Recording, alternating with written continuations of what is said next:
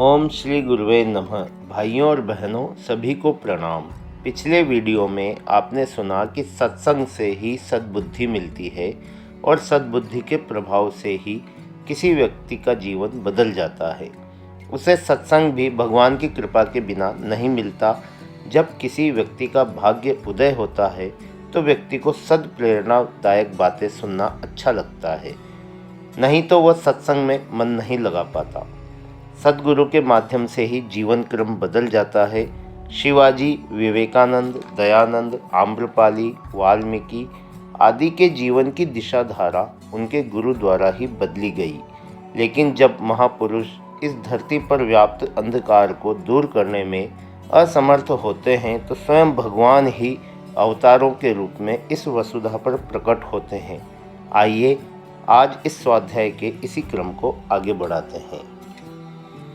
वर्तमान समस्याओं का समाधान करते हुए युग ऋषि महाप्राज्ञ साधकों से कहते हैं, हे महाभाग, अभी परिस्थितियों का जो चित्रण किया गया है उसकी गंभीरता में तनिक भी संदेह नहीं है।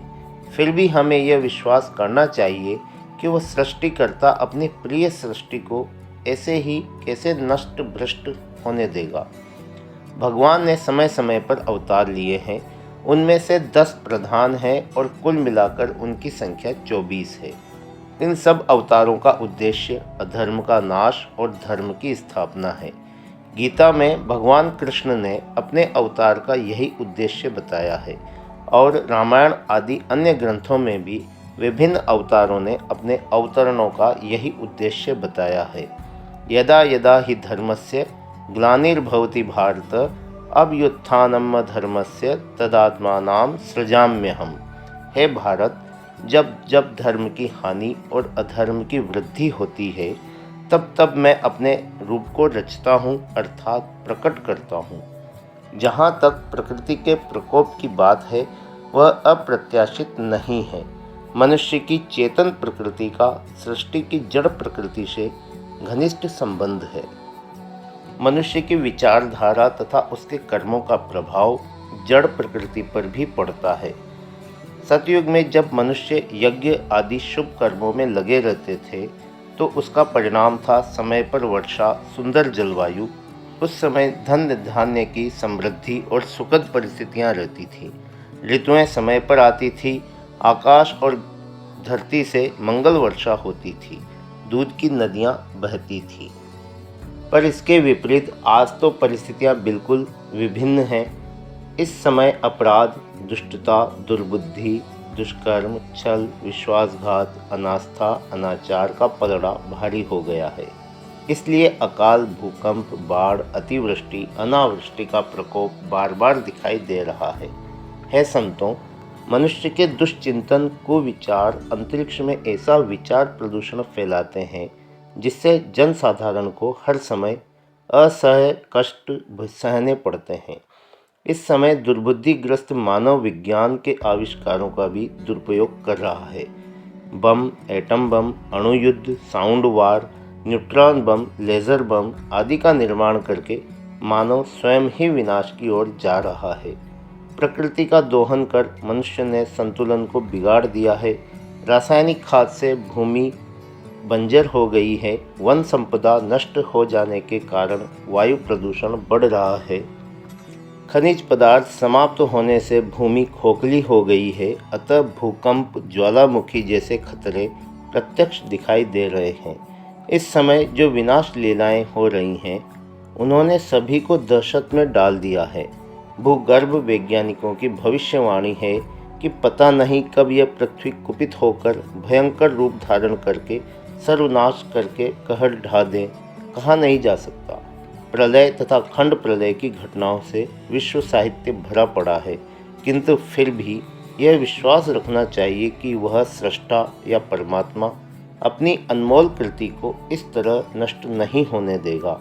जब जब पृथ्वी पर अधर्म बढ़ा है और धर्म नष्ट होता है, वह परम सत्ता अवतारी रूप में अवतरित हुई है और आगे भी होती रहेगी। महामनीषी के ये वचन सुनकर जिज्ञासु ऋषि ने कहा, हे भगवान, सृष्टि के आदि से लेकर अब तक के भगवान के अवतारों को सुनने की इच्छा हो रही है। कृपया उसके विषय में बताने का कष्ट करें। यह सुनकर सत्र अध्यक्ष बोले, हे महामुने, पुराणों में कहीं भगवान के 10 अवतारों का उल्लेख है, कहीं 24 का। जहाँ 24 का उल्लेख है वहाँ उसे गायत्री के 24 अक्षरों की 24 शक्तियों की तरफ संकेत किया गया है। दत्तात्रेय के 24 गुरु, 24 ऋषि, 24 देवता, 24 ज्योतिर्लिंग, 24 शक्तिपीठ इसी के साथ जुड़ते हैं। उद्देश्य सबका एक ही है, अधर्म का नाश तथा धर्म की स्थापना। समय और परिस्थितियों के अनुसार भगवान ने अवतार लेकर धरती के बोझ को हल्का किया है।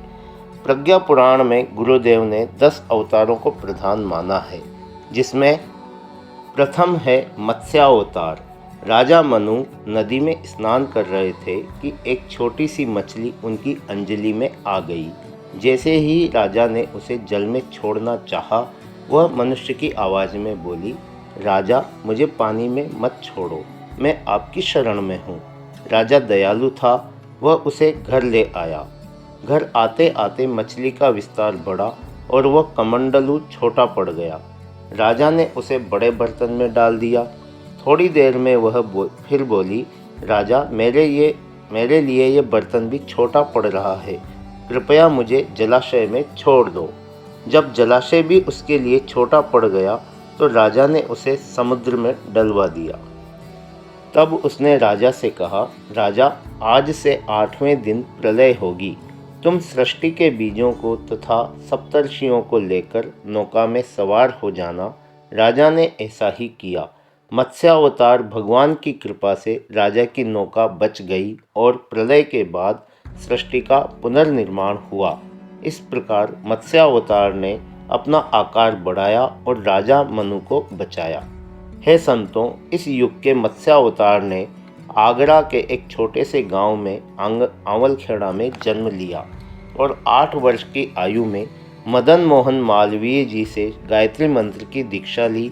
उसके बाद धीरे धीरे गायत्री मंत्र की 66 माला रोज करके 24 वर्ष में 24 लाख के अनुष्ठान कर अपना विस्तार इतना बढ़ा लिया है कि इस समय केवल भारत के कोने कोने में ही नहीं अपितु विदेशों में भी गायत्री मंत्र के करोड़ों उपासक उनके परिवार में सम्मिलित हैं। देश विदेश में हजारों की संख्या में शक्तिपीठ हैं। एक कुंडी यज्ञ से 1550 कुंडी यज्ञ किए गए हैं। पहले एक अखंड दीप जलाया, फिर उससे लाखों दीप जलाकर दीप यज्ञ के माध्यम से उस मत्स्यावतार का संदेश लोगों को सुना रहे हैं। पहले हाथ की मशीन से छापकर अखंड ज्योति की 500 पत्रिकाएं प्रारंभ की, जो अब लगभग 10 लाख पत्रिकाएं देश विदेश में विभिन्न भाषाओं में अपना संदेश दे रही हैं। वेद, स्मृति, उपनिषद तथा पुराण सहित लगभग 3000 ऐसी पुस्तकों का निर्माण किया गया है, जो दीपक के प्रकाश की भांति लोगों का मार्गदर्शन कर रही हैं। इस नव युग के मत्स्यावतार ने बताया है कि जब संसार सागर में मनुष्य लोभ प्रलोभन की आंधी से भ्रमित होता है, उसकी जीवन नौका डूबने लगती है, तो मनु की भांति परोपकारी और सहृदय व्यक्ति की जीवन नौका को भगवान मत्स्यावतार बनकर पार लगाते हैं। उन्होंने बताया कि संकल्प और उद्देश्य यदि महान हो तो साधनहीन होने पर भी मनुष्य महान बन जाता है। बोलो मत्स्यावतार भगवान की जय। हे संतों, दूसरी बार वे प्रभु कच्छप अर्थात कछुए के रूप में अवतरित हुए, जिन्होंने समुद्र मंथन के समय अपनी पीठ पर मंदराचल का भार ग्रहण किया। देवासुरों ने मिलकर जब समुद्र मंथन किया तो मंदराचल को मथनी बनाया, शेषनाग को डोरी। जब मंदराचल समुद्र में डूबने लगा तो भगवान ने कच्छप का रूप धारण किया।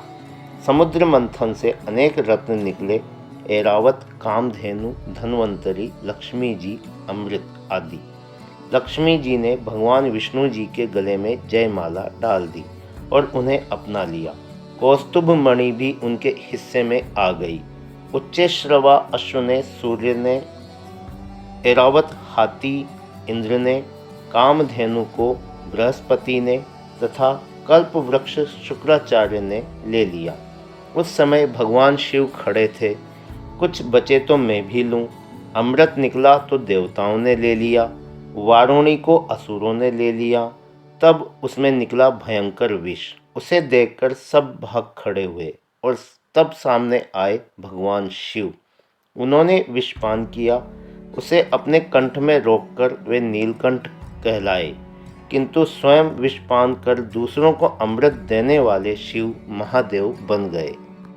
भगवान शिव की पूजा के नाम पर भांग, गांजा, चरस पीने वालों, यदि पीना है तो शिव के नाम पर दूसरों के दुख दर्द का जहर पीकर अमर हो जाओ। यही शिव की सच्ची पूजा है। इस पूजा को किया ऋषि दयानंद ने। शिवरात्रि के दिन संकल्प लिया कि सच्चे शिव की खोज करनी है। सच्चे शिव की खोज करते करते वे स्वयं शिव बन गए। उन्होंने स्वयं विषपान करके संसार को ज्ञान का अमृत प्रदान किया। सच्चे शिव की पूजा की थी सुकरात ने, जिन्होंने धर्म के नाम पर जहर का प्याला पिया। और सच्ची शिव की आराधना की युग ऋषि आचार्य श्री राम शर्मा ने, जिन्होंने सारे संसार की बुराइयों का जहर पीकर हम सबको शिव बनाने का संकल्प लिया। सुधा बीज बोने से पहले कालकूट पीना होगा। हे साधकों, जीवन में सुख का उपभोग तो सभी करते हैं, परंतु दूसरों के लिए जो कष्ट सहते हैं वे ही शिव के सच्चे भक्त हैं। गुरुदेव शिव के प्रतीक हैं। वे आप सबकी बुराइयों का जहर पीना चाहते हैं। आज दीप यज्ञ तथा कल के यज्ञ में आप अपनी एक बुराई जहर के रूप में गुरुदेव की झोली में डाल देना और उसके बदले उनसे अमृत लेकर अपने जीवन को अमर बना लेना। बोलिए युगाधिपति महाकाल की जय। भाइयों और बहनों, आज के स्वाध्याय को अब यहीं समाप्त करते हैं। आशा है आपने इसे ध्यानपूर्वक सुना होगा और आपका सहयोग हमें लगातार मिलता रहेगा। इसी आशा और अपेक्षा के साथ आप सभी का बहुत बहुत धन्यवाद।